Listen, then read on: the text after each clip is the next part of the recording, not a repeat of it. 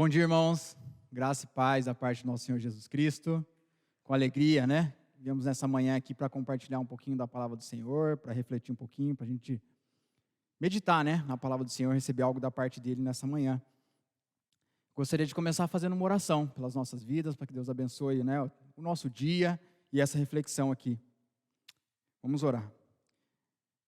Senhor, em nome de Jesus, nós te agradecemos, Pai, por mais um dia, por essa manhã que podemos aqui abrir a Tua palavra para refletir, Senhor, nessa escola dominical, para poder tocar, Pai, ouvir da Tua parte, Senhor Jesus, aquilo que o Senhor tem para as nossas vidas nesse dia, ser ministrado pelo Senhor, Pai.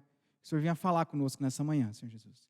Que o Senhor abençoe aqui o que fala, Pai, porque nós somos sempre indignos, Pai, de chegar nessa palavra, Pai, mas por Tua graça, por Tua misericórdia, o Senhor nos permite, Pai, ser usados. Então, que o Senhor nos use, Pai. Que o Senhor nos diminua para que o Senhor cresça, Senhor Jesus. Que o Senhor comunique algo da Tua parte nessa manhã para cada um dos meus irmãos que estão ouvindo, Senhor. Eu peço também que o Senhor abençoe a transmissão, que o Senhor ponha a Tua mão, que possa correr tudo bem, para que chegue com um mínimo de qualidade, de entendimento para os irmãos, Pai. Nós oramos e te agradecemos, Senhor Jesus. Amém. Bom, irmãos, temos aqui o nosso tema, né? Que nós nomeamos aí a verdadeira felicidade, né? Tema um pouco ousado aí, a gente pode dizer, né? Mas é muito interessante, eu gostaria de começar com uma pergunta, né? O que vem à tua cabeça quando a gente fala em felicidade, né? Ou verdadeira felicidade, né? Felicidade para você. O que vem na cabeça a primeira coisa, né? Para muitos de nós, felicidade, né? E para o mundo em geral, né? De uma forma mais geral, felicidade é ter sucesso, né? Ser realizado, né? Para alguns é ter bastante dinheiro, né? Poder viajar, né? Ter poder, ter bens, né? Ter, enfim, fama para alguns, né? Se a gente for no sentido mais profundo, mais subjetivo, né? A gente pode dizer que é ter saúde, né? E isso é uma verdade. É ter uma família abençoada, ter um bom trabalho, né? Todas essas coisas são, com certeza, muito importantes e trazem, né, muitos momentos aí de felicidade para as nossas vidas, né? A questão é que todas elas são, de certa forma, passageiras, né? Todas elas são aí passivas de serem tiradas em algum momento da nossa vida, né?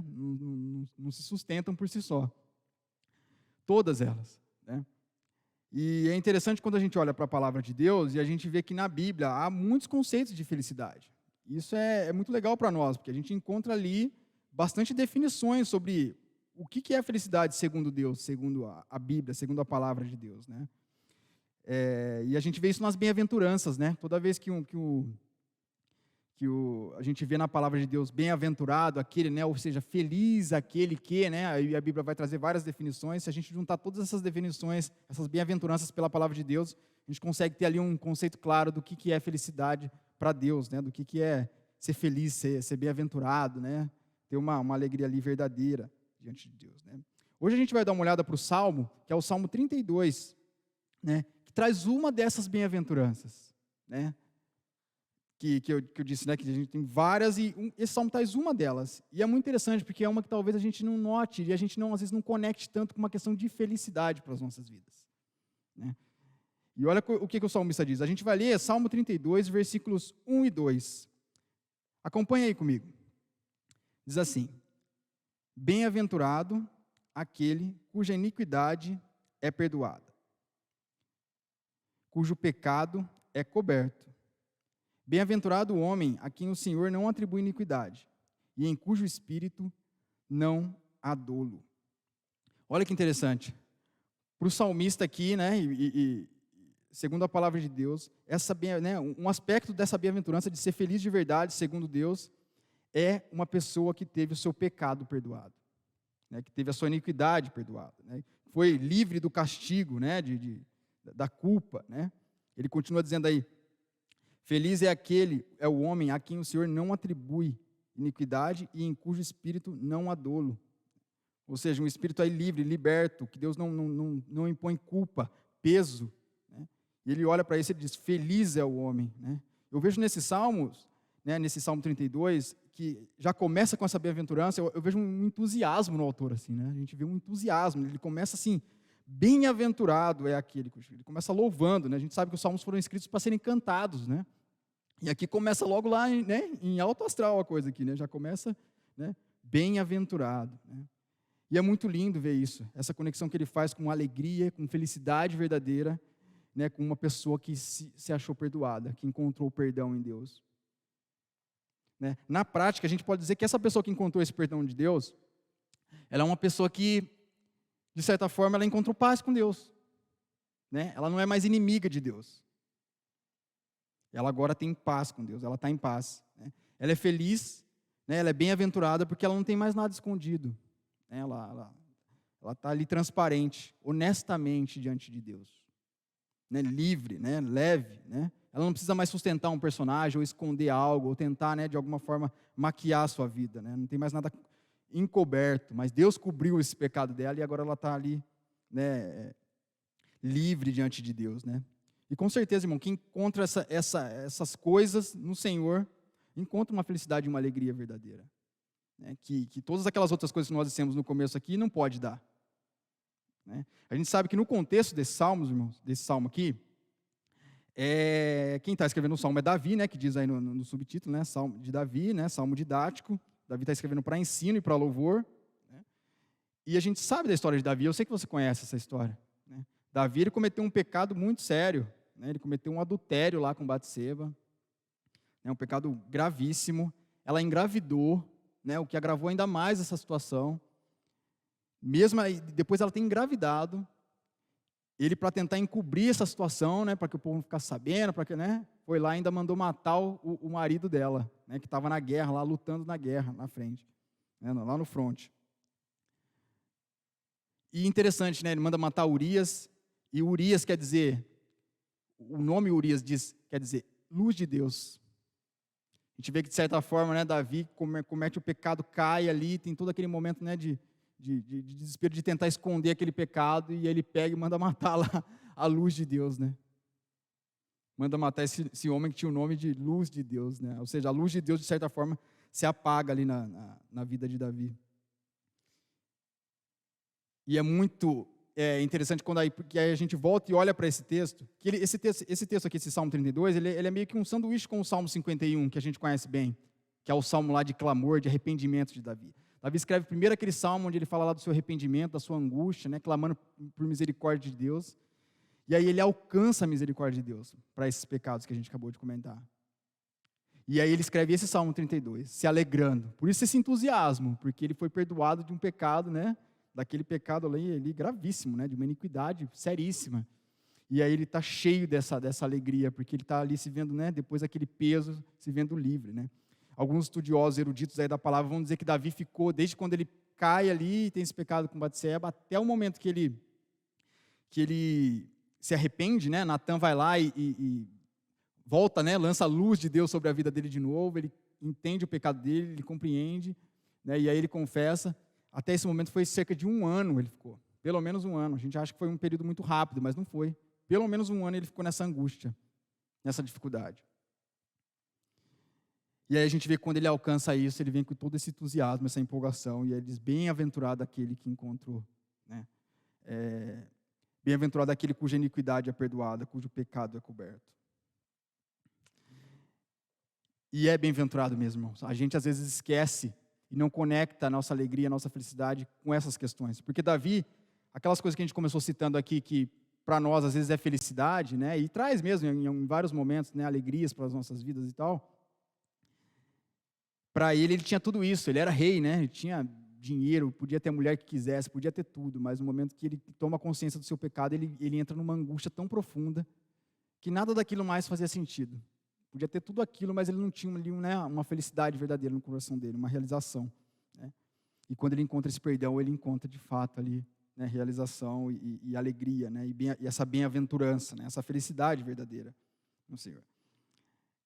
E olha que interessante, porque antes disso, aqui agora, no versículo 3 e 4, ele vai trabalhar como se ele fosse trabalhar. Sabe aquele filme que você está assistindo, e aí fala, né, de uma coisa bem legal no começo, né, aquela alegria, aquele momento, né, o casal lá todo felizão, tal, tudo, aí assim, alguns anos antes, né, como é que estava a situação. Então, meio Davi vai mostrar agora no versículo 3 e 4 como é que ele estava antes de chegar nesse sentimento aqui dessa bem-aventurança. Olha que interessante, Salmo 32, versículo 3 e 4. Diz o seguinte: enquanto calei, os meus pecados envelheceram, os meus ossos, envelheceram os meus ossos, pelos meus constantes gemidos todo dia, porque a tua mão pesava dia e noite sobre mim, e o meu vigor se tornou em sequidão de estio. Olha que interessante, irmãos. Presta atenção nas palavras de Davi e a gente vai entender o tamanho dessa angústia. Às vezes, para a gente entender a graça do Evangelho e o porquê esse entusiasmo, essa empolgação com o perdão de Deus, a gente precisa olhar a desgraça, né? Na nossa vida é isso, né? Se a gente realmente quer compreender o poder do Evangelho na nossa vida, o tamanho da graça de Deus, essas coisas aos poucos parecem, né, vão perdendo um pouco o sentido para a gente na correria, né, nas coisas que a gente vai vivendo, né, na nossa vida prática. Mas quando a gente sempre tem consciência o nosso estado, né, a nossa desgraça, a gente pode olhar a graça com outros olhos, né? Talvez com o mesmo entusiasmo que Davi conseguiu olhar aqui, né? Olha só as palavras que ele coloca. Enquanto calei os meus pecados, ele diz aí, os meus ossos envelheceram. Ele estava definhando, né? Estava ali com, né, os ossos deles envelheceram. No original a palavra é mais semelhante a enfraqueceram. Davi sentia como se os ossos dele estivessem fracos.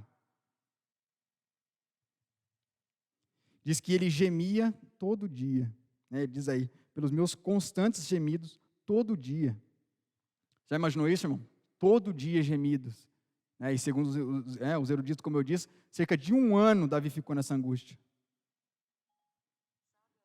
Todo dia. Olha a outra expressão, ele diz aí, sentia a mão de Deus noite e dia sobre mim. A mão de Deus pesava sobre ele. Ele sentia o peso da mão de Deus. A mão de Deus não estava ali para resgatar, para ajudar ele em nada, mas ele sentia como se tivesse um peso, de Deus estivesse trazendo um peso sobre a vida dele. Essa angústia, né, no momento que ele estava nesse pecado, né, ali nesse vale que ele experimentou. Né. Diz aí também que o vigor dele secou. Ele ficou sem forças, né, em sequidão de estio, né, como uma terra seca. Ou seja, irmão, resumindo, a vida dele, de certa forma, secou, paralisou. Né? Ficou ali num estado de morte. Né?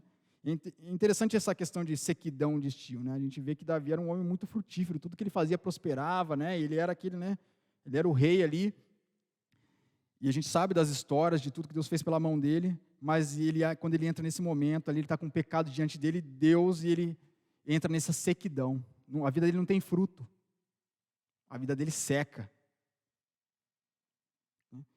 E o que fez com que ele ficasse tanto tempo, irmãos, aí, né, cerca de quase 1 ano nesse estado, né, foi não só o pecado que ele cometeu, mas tem um detalhe interessante aí no começo do versículo 3, que diz assim, enquanto calei. Ou seja, enquanto ele calou, né, que ele escondeu, ele ocultou o pecado dele, de Deus, né, ele guardou ali, né, e ficou assim, ou seja, ele não confessou, ele não se arrependeu, né, ele não reconheceu. Enquanto ele calou, ele experimentou de toda essa angústia, de todos esses sentimentos que ele coloca aqui de forma tão profunda, tão poética e tão profunda, né? É como se ele tivesse com um mofo lá, né, na alma dele, e aquilo tudo apodrecendo ele ali por dentro e machucando ele, e ele se vendo aos poucos ali definhando, né, naquela angústia, né, naquela treva, ali no coração dele. E aqui me permito fazer um parênteses sobre essa questão de enquanto calei, né? Porque é fato, né? Todos nós já experimentamos momentos que a gente está ali em pecado diante de Deus não confessado, que a gente não se arrepende, a gente nem tem consciência que a gente, né, pecou, né? Natan ainda não brilhou, a luz de Deus não lançou luz para nós, para a gente ver que a gente está, né, tomar consciência daquele pecado. A gente experimenta de muitos desses sentimentos, dessa angústia, dessa sequidão, a gente não consegue ver fruto na nossa vida, né? A vida, de certa forma, paralisa, literalmente. Mas às vezes tem muito mais coisas assim que também, quando a gente cala, traz muito prejuízo para as nossas vidas. Né? Muito mais pecados, assim, podemos dizer. Né? Por exemplo, quando a gente ofende alguém, né, ofende uma pessoa, e a gente não reconhece, a gente não vai lá e pede perdão para essa pessoa, a gente não tenta reconciliar, né, restabelecer com aquela pessoa ali, às vezes, no nosso convívio, a gente percebe, e você já deve ter sentido isso, que enquanto a gente não senta lá para trocar, né, aquela ideia com aquela pessoa, para bater um papo, para botar as claras, para pedir desculpa pela ofensa que a gente fez, pelo pecado que a gente cometeu, parece que a coisa dá uma travada. Parece que nesse ato, nesse período aí, né, Enquanto a gente não toma essa decisão, a gente fica com a vida paralisada. A gente fica fazendo as coisas no automático. Aquilo fica lá no nosso coração guardado, né? Por isso dessa importância da gente falar, né? Que enquanto ele calou, ele escondeu, aquilo trouxe muito prejuízo para a vida dele, né? Ou às vezes quando alguém comete alguma coisa com a gente também, né? A gente fica naquela amargura, naquela angústia, e a gente não consegue perdoar, né? A gente até fala que perdoou, mas não libera o perdão. E aí fica naquela angústia, naquele peso ali naquele momento, enquanto a gente não senta para resolver, né? Os casados entendem bem isso, né? A gente vive muito isso no casamento o tempo todo, né?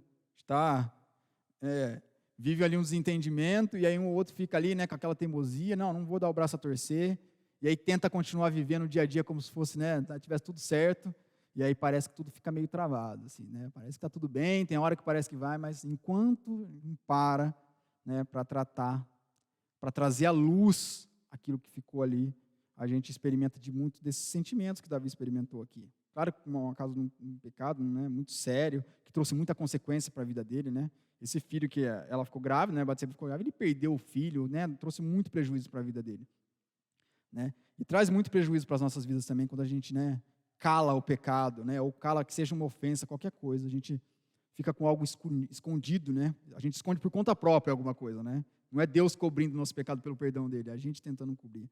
Isso traz muito prejuízo, né? Isso vem de muito dos nossos dias atuais, né, irmãos? A gente não quer mostrar fraqueza em nenhum momento para ninguém, né? A gente quer se sentir forte o tempo todo, né? Então, assim, ninguém pode, vou pedir perdão, mas vão achar que eu sou fraco, né? Que eu vou assumir um erro, admitir alguma coisa. Isso é muito triste. A gente vive muito isso. Ainda mais com as redes sociais, né? Onde todo mundo sempre posta uma fotinha legal, que está tudo bem, está viajando, está fazendo isso, aquilo. Parece que é uma alegria, assim, né? Tudo tem que estar sempre perfeito, a felicidade ali, né? Maquiada. Mas às vezes o interior, né? A gente tem muita dificuldade por conta desse contexto social de mostrar fraqueza, né? Até entre irmãos, assim, a gente não quer falar, né, que está com algum problema, a gente quer esconder muitas vezes. E se calar traz para a gente, às vezes, muito prejuízo, né? Tira a nossa paz, muitas vezes a gente começa a psicossomatizar muita coisa, né? Começa a ter problemas. É interessante como Davi coloca as características da angústia que ele estava vivendo, e são questões assim de saúde que ele coloca, né? É osso envelhecendo, né? É gemido todo dia, né? É a mão de Deus pesando, é o vigor, né? A energia dele sendo drenada, né? Sendo sugada. Ele não tinha força, ele não tinha energia para fazer nada, né? Não tinha fruto na vida dele. Ou seja, ele estava ali vivendo, né, um momento de angústia, né? Muito profundo. E às vezes a gente experimenta de coisas muito parecidas, né? Bom, fechando esse parênteses aí, voltando aqui para Davi, então, a gente vê que Davi toma uma decisão diante de tudo isso. Quando Davi toma lá a luz de Natan, Natan vai lá e faz ele tomar consciência do pecado dele, do erro, né, daquilo que ele tinha cometido. Ele toma consciência disso, né, ele recebe lá a palavra de Deus, só que a palavra de Deus não fica com ele não fica lá, né, lutando com ela. Ele toma uma reação, ele toma uma atitude, né, ele reage àquela palavra, ele dá uma resposta quando ele toma consciência do que ele tinha feito era um pecado muito grave, né? E olha que interessante, versículo 5, ele vai dizer isso. Diz assim: confessei-te o meu pecado, e a minha iniquidade não mais ocultei. Disse: confessarei ao Senhor as minhas transgressões, e tu perdoaste a iniquidade do meu pecado. Olha que interessante, irmão. Diante de tudo aquilo que Davi estava vivendo, aqui está o ponto de virada da vida dele, né? O ponto aí de inflexão, como diz a palavra da moda, né? Aqui está a virada da vida dele. Quando ele toma consciência do pecado que ele cometeu, né? Em vez de ficar lutando ali, né? Ele toma uma atitude. Ele vai e diz aí: confessei, né? Ou seja, ele admitiu, ele expôs, ele mostrou, né? Ele falou, ele trouxe à luz aquilo que estava no escuro. Ele tirou, né, aquele móvel, aquela coisa que estava em cima do mofo ali, né, que estava mofando tudo aquilo na vida dele, ele tira, traz para a luz tudo aquilo, né? E diz aí, no final do versículo, né, da primeira parte do versículo 5, diz: confessei-te o meu pecado, a minha iniquidade, não mais ocultei. Ou seja, ele decide não esconder mais. Não mais ocultei, eu não vou esconder mais isso, agora eu vou trazer isso para a luz. Como todos nós, irmãos, precisamos, né, desse tipo de resposta das nossas vidas, quando a gente toma consciência dos pecados, né? Quantas vezes a gente releva, a gente acha que não é nada, a gente quer encobrir, e a gente cala, né? E aí vê depois a nossa, né, nossa alma ali, nossa angústia, nossa vida secando, simplesmente pelo fato de não conseguir se confessar, não conseguir ter essa resposta. A gente vê por que Davi era um homem realmente segundo o coração de Deus. Né? Porque uma vez que ele tomava consciência da vontade de Deus, ali ele teve clareza, ele não teve vergonha nenhuma de se arrepender, né? De se colocar. Apesar da sua humanidade, né? De demorar um ano ali para né, tomar uma consciência real, ele, no momento que ele cai a ficha dele ali, de certa forma, ele vai lá e toma essa atitude. Né? O texto ainda continua dizendo, né, no versículo 5, na segunda parte, diz: confessarei ao Senhor as minhas transgressões, e tu perdoaste a iniquidade do meu pecado. É interessante que ele diz assim, né? Disse, confessarei. Ele fala até o que ele falou no momento que ele se arrependeu. Ele falou, eu confessei o meu pecado a Deus. Eu disse, olha o que ele disse. Ele diz assim que ele disse, confessarei ao Senhor as minhas transgressões. Essa é uma decisão, essa é uma frase que precisaria estar nas nossas vidas constantemente, né? Ele toma uma decisão, aqui, né, como se ele estivesse assumindo aqui, né, para aquela situação e quase que um estilo de vida. Deveria ser, é um estilo de vida para o cristão, né? Confessarei ao Senhor as minhas transgressões. A gente não vai ser perfeito, né, irmãos? A gente vai continuar pecando, cometer muita coisa, mas uma decisão que nós, como cristãos, precisamos tomar diante de Deus, né? Sendo consciente dos nossos pecados, é que a gente não vai mais esconder nada, não vai mais levar uma vida ocultando coisas, guardando coisas, né? É decidir não esconder mais nada, né? E quando ele toma essa decisão, ele encontra, de fato. Aí a gente começa a entender o quadro, né, nessa desgraça toda, ele confessando o porquê dessa alegria, desse entusiasmo que ele começa falando. Feliz é aquele que tem sua iniquidade perdoada.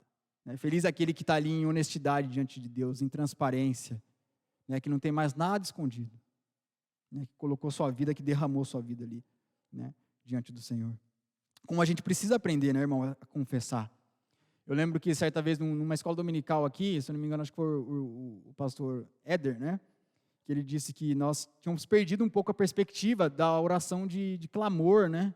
De lamento, na verdade. Né? Na palavra de Deus, a gente vê, nos Salmos a gente vê muito lamento, né? A pessoa lamentando, colocando diante de Deus, né? Não murmurando, mas oração de lamento mesmo, né? De quando está sofrendo, colocar o lamento diante de Deus, né? E esse é fato, né? É uma questão assim, que a gente perdeu muito, né? No nosso meio, na nossa vida, assim. Mas outra coisa que a gente também tem perdido é o hábito, né, e a oração de confissão de pecado real, assim, né, de nomear o pecado e confessar diante de Deus os nossos pecados, né? Como o Davi está dizendo aqui, confessei o meu pecado. Né? Ele sabia muito bem, né, daquilo que ele estava experimentando, daquela angústia, e ele toma essa decisão, né, de confessar, né, de abrir o coração diante de Deus, né? Se rende ali ao Senhor e coloca a vida dele, derrama a vida dele ali. Como a gente precisa voltar, né, a esse sentimento, a essa ação de realmente colocar diante de Deus e confessar os nossos pecados, né? Pedir perdão para Deus. A gente tem perdido essa perspectiva, né? A gente quase não vê muito isso. Assim, né? Se você tem alguma oportunidade de estar com os irmãos ou de aconselhar alguma pessoa ou outra, é muito difícil você ver gente chegando para você, queria confessar um pecado, irmão, simplesmente para colocar para fora para você. Né? É muito raro. Né? E a gente também procurar alguém para confessar um pecado ou, né, quando a gente está orando a Deus por aquele pecado, mas a gente não está ainda, a gente às vezes precisa falar para alguém. Então, quão raro é a gente, né? Falta coragem, às vezes, da gente chamar alguém, um irmão mais maduro, e falar assim, irmão, preciso confessar um pecado. Tenho vivido, feito isso, feito aquilo. Né? Quão raro isso tem se tornado no nosso meio. Infelizmente, né? Isso está raro não porque a gente tem pecado menos, com certeza não. A natureza nossa é a mesma aqui de Davi, né? Mas talvez porque a gente perdeu essa prática. Talvez explique muito porque que muitas vezes a gente experimenta dessa sequidão aqui. A vida seca, sem muito fruto espiritual, sem realidade espiritual.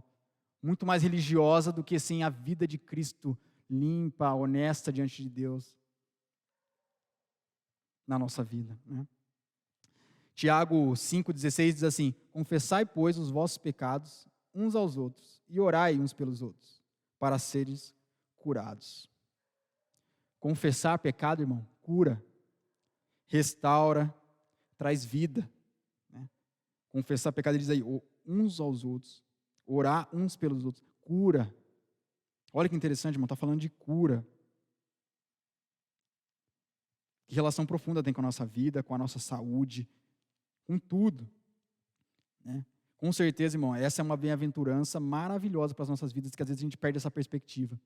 A gente às vezes olha para um texto desse, às vezes nem tem o mesmo entusiasmo, que fala, tá bom, né? Tipo, bem-aventurado, feliz é aquele pecado perdoado, amém, é realmente a gente pecador, Deus perdoou. A gente não tem a mesma empolgação de Davi aqui nesse salmo. Mas quando a gente vai tomando consciência da nossa desgraça, a gente vê o tamanho dessa graça e do privilégio desse confessar pecados a Deus e ser perdoado, irmão, isso deveria tomar o nosso coração de alegria. Porque nessa transição aqui, desse confessar o pecado, Davi entra nessa esfera dessa bem-aventurança e ele experimenta dessa alegria, né, dessa bem-aventurança, dessa felicidade verdadeira, que ninguém pode tirar. Feliz é aquele que tem o pecado perdoado. Essa é permanente na nossa vida, né, contínua. O tempo todo a gente pode estar experimentando desse pecado perdoado, quando a gente continua, comete alguma coisa, e a gente pode desfrutar dessa alegria diante do Senhor.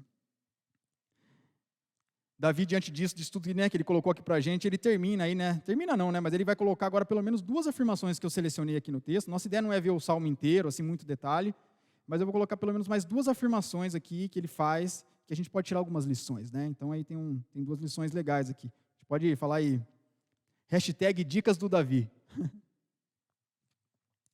2 dicas e 2 lições que ele coloca para a gente aí, né? Ele vai agora encorajar os irmãos sobre esse assunto. Olha que interessante. Versículo 6, ele diz assim: sendo assim, ou seja, se eu confessei a Deus, o meu pecado, e Deus perdoou, sendo assim, todo homem piedoso te fará súplicas em tempo de poder encontrar-te. Com efeito, quando transbordarem muitas águas, não atingirão. Olha que interessante, irmãos. Ele começa, sendo assim, ou seja, uma vez que Deus perdoou o meu pecado, sendo assim, Deus também vai perdoar o teu. Sendo assim, se é dessa forma que Deus age, se Deus tem essa bem-aventurança para as nossas vidas, sendo assim, todo homem piedoso, que confessar o seu pecado, fará súplicas, vai clamar ao Senhor, em tempo de poder encontrar, e vai desfrutar disso. Ele está encorajando, irmãos, eu e você, nessa manhã, em momentos de pecado, em momentos de, não sei o que você está vivendo no seu contexto, mas de repente você está experimentando muito dessas angústias, muito dessa sequidão, por alguma coisa que você encobriu sozinho, que você está amargurado com alguém, ou diante de Deus, um pecado. Ele está dizendo, encorajando a nossa vida, faça súplicas, e você vai achar, e vai achar essa bem-aventurança na sua vida, você vai encontrar o perdão do Senhor, de Deus. E é interessante que ele coloca, em tempo de poder encontrar, Ou seja, a gente tem vivido num tempo que a gente encontra essa graça, esse perdão no Senhor, A era da graça, esse tempo que a gente clama ao Senhor e encontra, Isaías 55:6 diz assim que, buscai o Senhor enquanto se pode achar, invocai-o enquanto está perto. Ou seja, irmão, não perde tempo não. Esse é o tipo do assunto que é melhor não adiar. É melhor aproveitar as oportunidades. Davi, quando toma consciência, quando Natan vai lá e lança a luz de Deus, Davi matou Urias, que era o nome de luz de Deus. É muito interessante essa figura, mata lá a luz de Deus. Depois de um tempo, vem Natan, lança a luz na vida de Davi, traz a palavra de Deus. Davi tem uma resposta, nós vimos aqui, ele confessou o seu pecado, ele responde aquilo. Muitas vezes a gente recebe a palavra de Deus, talvez nessa manhã aqui, esse texto aqui, essa leitura simples aqui, talvez seja um Natan para a sua vida aqui, que seja aquele que está lançando luz, falando, você precisa confessar, você precisa se arrepender, você precisa colocar em arrependimento aí o seu, Talvez você está num processo, e muita gente tem vivido, você tem contato com muitos irmãos esses dias, você vê que tem muita gente recomeçando o tempo todo. A gente está o tempo todo. Eu tenho estado o tempo todo assim, recomeçando com Deus, recomeçando às vezes uma leitura bíblica, voltar a ter muito mais gosto, voltar à vida de oração, a gente está sempre recomeçando, Vários recomeços a gente precisa na nossa vida. E com certeza uma das portas de recomeço para a nossa vida, a principal, é através do arrependimento. É através do arrependimento que a gente entrou na vida cristã. É através do arrependimento. De encontrar esse perdão de Deus, dessa bem-aventurança aqui. Essa é a primeira, talvez, das bem-aventuranças, das felicidades que Deus promove na nossa vida, que é a alegria de ter o pecado perdoado. Então, talvez se você está num momento de recomeço, de querer recomeçar com Deus, sonda seu coração, deixa a palavra penetrar no teu coração e te mostrar o que você precisa confessar diante de Deus, para começar de forma limpa, nova, viva diante do Senhor, E aproveita o tempo. Não adia não, esse tipo de coisa a gente tem que aproveitar as oportunidades. Bom, para concluir, o último versículo que a gente vai ver é o versículo 7, que diz, tu és o meu esconderijo, Davi faz mais uma afirmação aí, né? Tu me preservas da tribulação e me cercas de alegres cantos de livramento. Olha que interessante, irmão. E aqui eu acho muito lindo. Eu acho uma coisa assim de cortar o coração, assim, né? Linda de ver. Porque ele começa dizendo aí, tu és o meu esconderijo. Se você, né, notou as palavras que estão nesse texto em vários momentos, aí, pecado coberto, a coisa que ele ocultava de Deus, ou seja, Davi estava vivendo uma vida ali, escondendo coisas de Deus. Se escondendo de Deus, né? Ali em pecado e se escondendo de Deus, fugindo. E agora ele declara aqui no começo do versículo 7, agora tu és o meu esconderijo. Agora ele não está mais se escondendo de Deus, ele está se escondendo em Deus.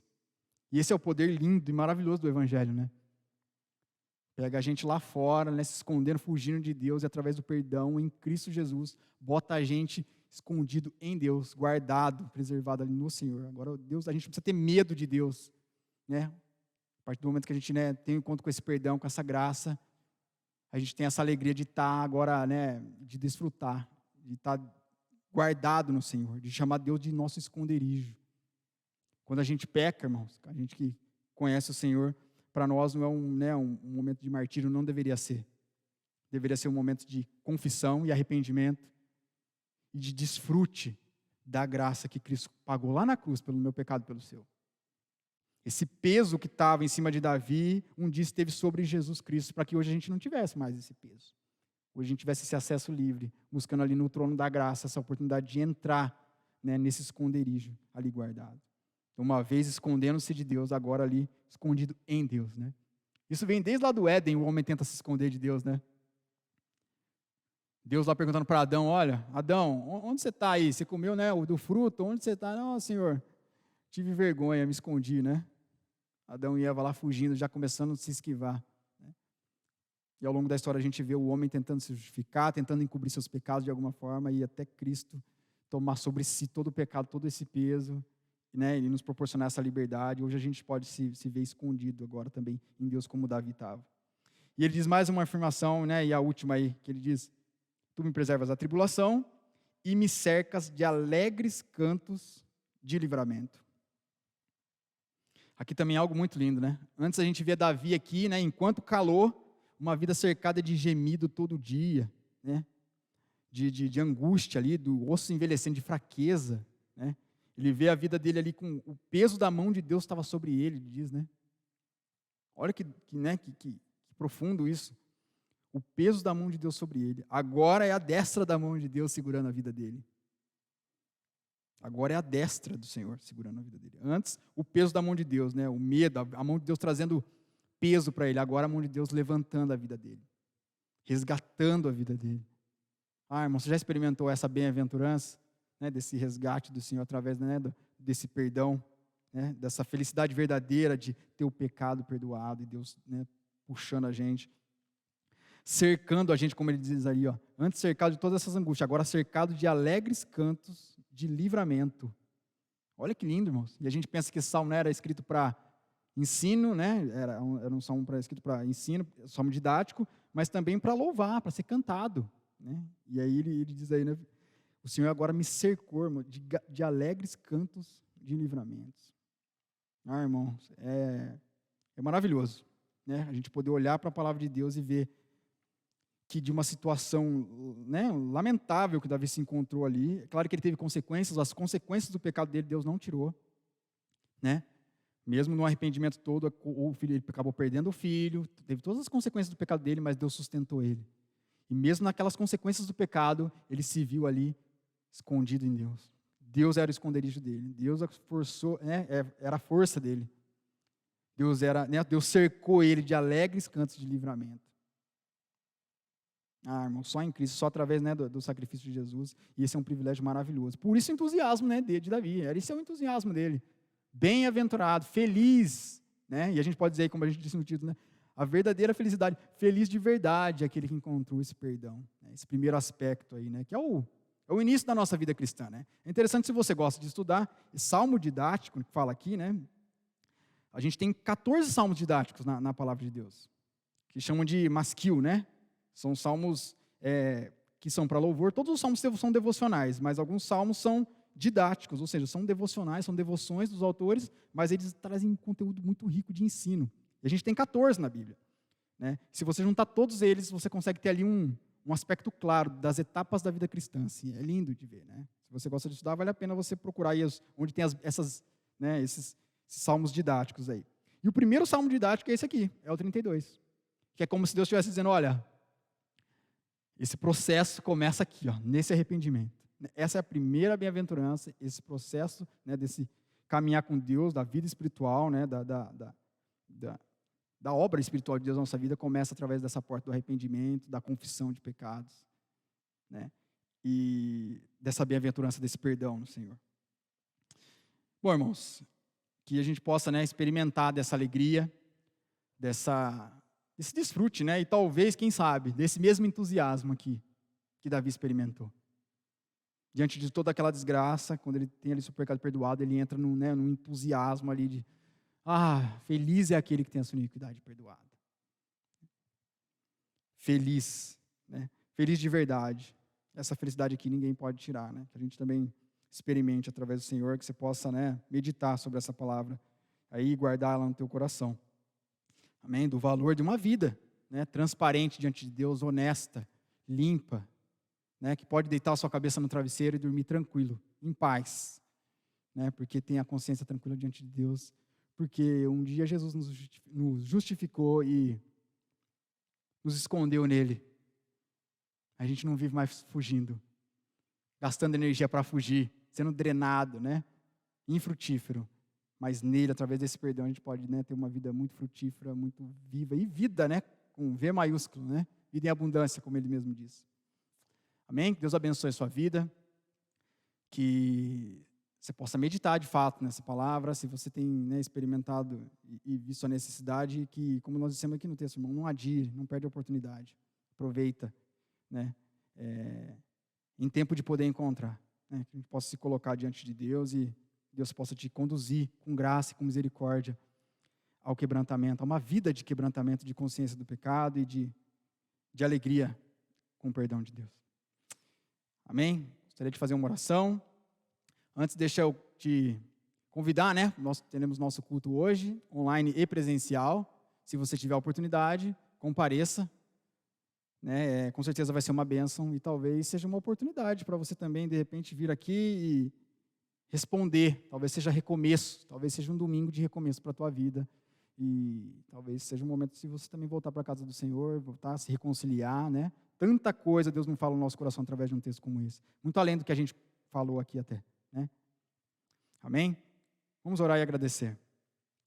Senhor, em nome de Jesus Cristo, nosso Pai amado, nosso Senhor que se sacrificou para que nós tivéssemos essa alegria verdadeira, Senhor, no nosso coração. Pudéssemos experimentar dessa tão maravilhosa alegria, Pai, que o mundo não pode nos dar, Senhor Jesus. Nós queremos te louvar nessa manhã, Pai, por esse perdão maravilhoso, Pai, que o Senhor conquistou, que o Senhor é o autor para as nossas vidas, Senhor Jesus. Nós te agradecemos muito, Senhor Jesus. Nós queremos aqui, Pai, segundo a tua palavra, Pai, nos participar desse mesmo entusiasmo de Davi, Senhor Jesus. Feliz é aquele homem, que essa felicidade também possa acessar e estar nos nossos corações de fato, Senhor Jesus. A alegria de ter o pecado perdoado, uma vida transparente de Deus, diante do Senhor, Pai. Não perfeita, Pai, mas em paz diante de Ti, Senhor Jesus. Nós te louvamos e te agradecemos, que eu abençoe a vida de cada irmão, Senhor Jesus, cada um no contexto em que está, no processo espiritual que tem vivido, Senhor Jesus, nas lutas cotidianas que tem vivido, nas dores, nas angústias, que o Senhor possa ministrar da Tua graça, do Teu amor, da Tua misericórdia, Pai Jesus, e que todos nós possamos nos achar escondidos no Senhor, cercados de alegres cantos de livramento, Senhor Jesus. Em nome de Jesus é que nós te agradecemos e te louvamos, Senhor. Amém. Amém, irmãos. Um bom domingo para todos. Deus abençoe a vida de cada um.